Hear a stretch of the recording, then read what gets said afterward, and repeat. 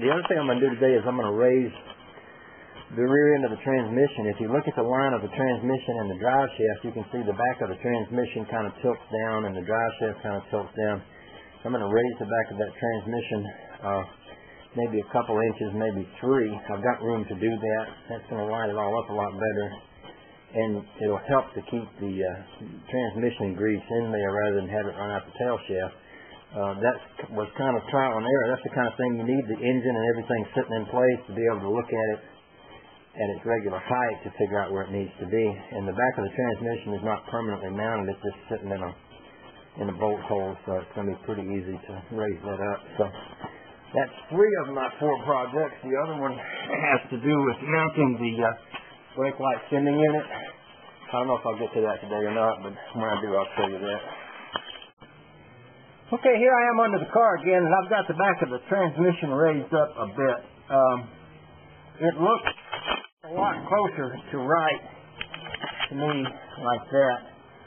What I'm going to do is I'm going to put a little temporary transmission mount extension there, and what I mean by that is rather than sitting a piece that's kind of welded and sticks up and is in the way, because right now it's really easy to slide that motor in and out, and I'm thinking if I had a little removable transmission adjuster to raise the back of that up a hair, that would be just really slick. Then I could just pop it right out and pop the motor and transmission in and out pretty easily that way.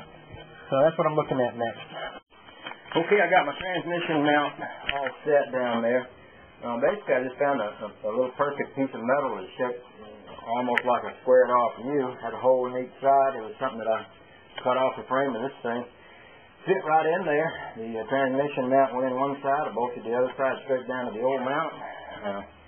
It's not quite as heavy as I would have made it if I was making it myself, but I think it's plenty heavy. This motor is mounted on 2 places on the front.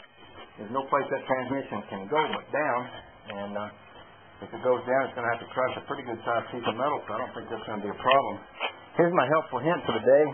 This is a bottle of transmission grease, and I'm going to try to get it into that hole on the side of the transmission.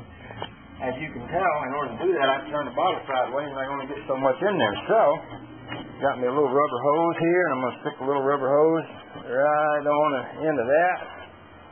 That way I can bend the rubber hose, hold my bottle straight up and down, pour it right in there. Isn't that a beautiful thing? Okay, I said she was pretty dry because it took all of that. And I'm just letting the bottle drain. With that crooked hose, I can just leave it sit there and let it drain into there so that any leftover stuff in the bottom can kind of ooze down into there. In case you wonder where I'm at, I'm under the car. By the way, let's talk about this drive shaft. Everybody's been telling me, I put this thing in here, and somebody said, well, you need 1.5 inches here, so I shortened it. And then somebody else said, oh, you need 1 inch. Well, when I got this all together, readjusted the height on the transmission and everything, it's just about exactly 1.5 inches. I think it's going to be okay. And you know what? Even if it's not, I'll drive it till it messes up, and I'll fix it. But it's good enough for me for now.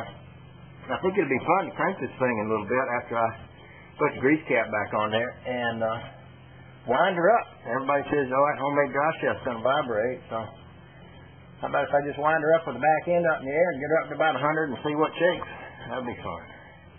Have a nice day.